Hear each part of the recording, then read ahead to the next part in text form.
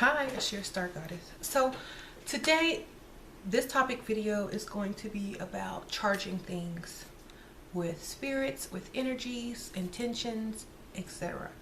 Now, I know sometimes we need to take things with us, but we can't like openly wear certain symbols or sigils to like the workplace or, you know, places like that. So you can actually charge, or some people call it possess, or you can use your jewelry to put energies in, to put certain deities energies in, and things like that. So you would take any ring.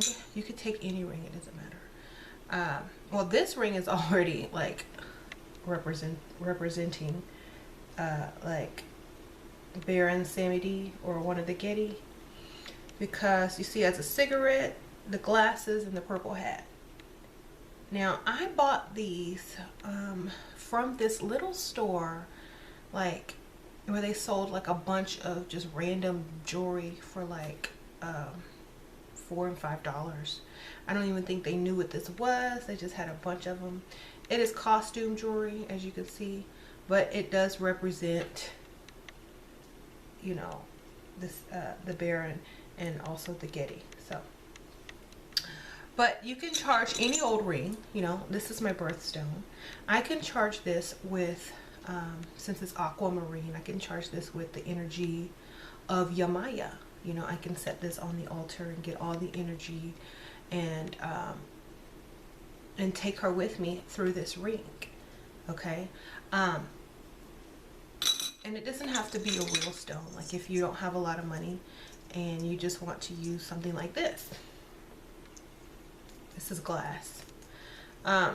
You can also put energies, entities, whatever you work with, the energy in this stone and keep it with you.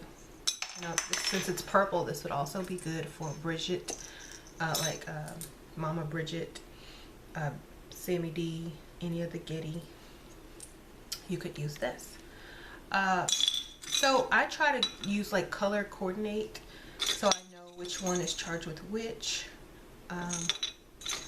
And like even if you have a black ring, like if you want to charge your husband's wedding ring, you want to charge your husband's wedding ring with certain energies to keep him doing certain things or from doing certain things, you charge his wedding ring when he does, like when he takes it off, and you're like, oh, you know what, your ring looks so dirty, take that, let me go clean it. Okay. And so yeah, and you can also use like certain rings to represent certain goddesses. Like, you know, this is an owl, so this would be good for Hecate, or any goddess whose symbol or associated with the owl, and so on and so forth. I have these saint rings as well. These you can buy as well. I got these at the same place as I got this ring, and they just sell them in bulk. They're like, I don't know if they knew what they had, but they just sold all these in bulk. Like you could get like 20 of them for $5, and they're just cheapy costume jewelry. But I like to use them when I charge them with certain energies, and I wear them for certain things. Okay, and that way people they don't know what you're wearing. They're like clueless, you know. So let's see if I have something else. Like this one is the eye, you know, and I think this is pewter actually. So it's a midi ring. So yes, you can charge all your jewelry with your energy of your Lao, your goddesses, anything you want. You can even charge your gifts with certain energies when you give it to someone, you know. That's why a lot of witches cleanse their stuff when they get it, because they don't know what this has been charged with. Like, get their incense or their sage or whatever, and they're like, before I put this on.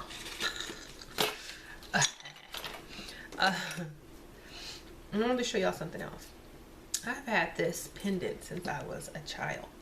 I've had this since junior high school, y'all. And it's just a little gold and black cat pendant. So this is charged with a lot of my energy from childhood. Innocence, the hurt, the pain, the heartache of growing up through adolescence.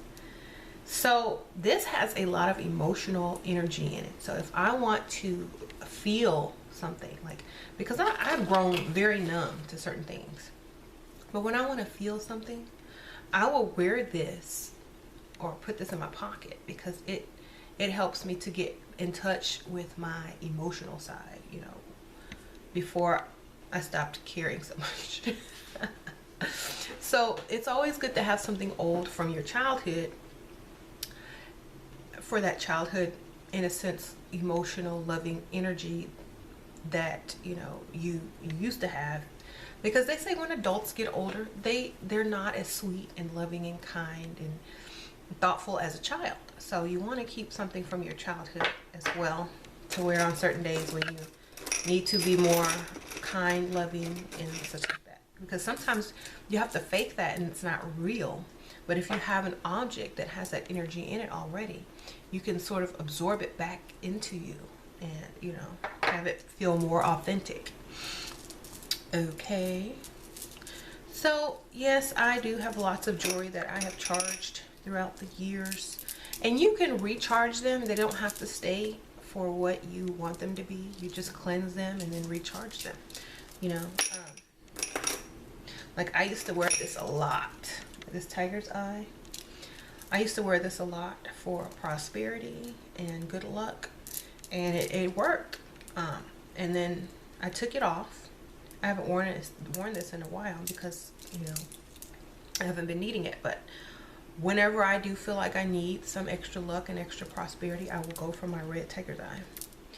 Yeah, this is red tiger's eye. Yes. And yeah, so if y'all aren't all about wearing symbols and signs and, you know, pentagrams and stuff like that, charge your own jewelry. And if you do work with, you know, even diamonds are good to charge. Like if you want to stay balanced, get you some diamond earrings. I don't have mine on right now because I took them off to clean them. But get you some diamond earrings and charge your diamonds. And for balance and whatever you need to charge them with, because when you wear diamond earrings, they actually communicate with each other back and forth. Diamonds have been scientifically proven to actually exchange energy. So if you charge your diamonds with balance and stuff like that, they're going to be exchanging energy, so you will stay balanced. And that's a really, really good way to stay balanced, is with earrings, because they're on both sides of your head and both sides of your brain and both sides of your, you know, thinking. So you can charge any other type of earring as well, but diamonds do communicate back and forth with each other. So do crystals and stuff like that, but diamonds have been known to also do that if you like your diamond earrings. Okay, because some people, they wear diamond earrings, they wear diamond jewelry, and they have no idea that their diamonds are actually powerful tools that they can use in their magic. Okay, this is why they make the diamond the wedding ring, because it's the hardest to penetrate. You can't penetrate the relationship. It's hard. It can be used as a weapon, like, you know, just like love. So it's if you do some research on diamonds and the symbology of it, you'll understand why they chose the diamond for the wedding ring. Okay. And I know people are going to say, well, that's just some myth that they started to sell diamonds and stuff like that. That's true, but they could have picked any other stone. Okay, but because before they chose to represent the diamond for the wedding, they could have chosen a sapphire. They could have chosen a ruby. It would have been more appropriate to choose a ruby because it's red and it represents, you know, passion, you know, love and lust. It would have been more appropriate to choose a ruby. But if you go and research diamonds, you'll understand why the diamond was chosen. Okay. Anyway. So I know y'all want to hear some baneful stuff as well, so I gotta get to that. Okay. So if you there's someone who you don't like, and you're just, you know, you just want to cause havoc in their life, you can get a piece of jewelry,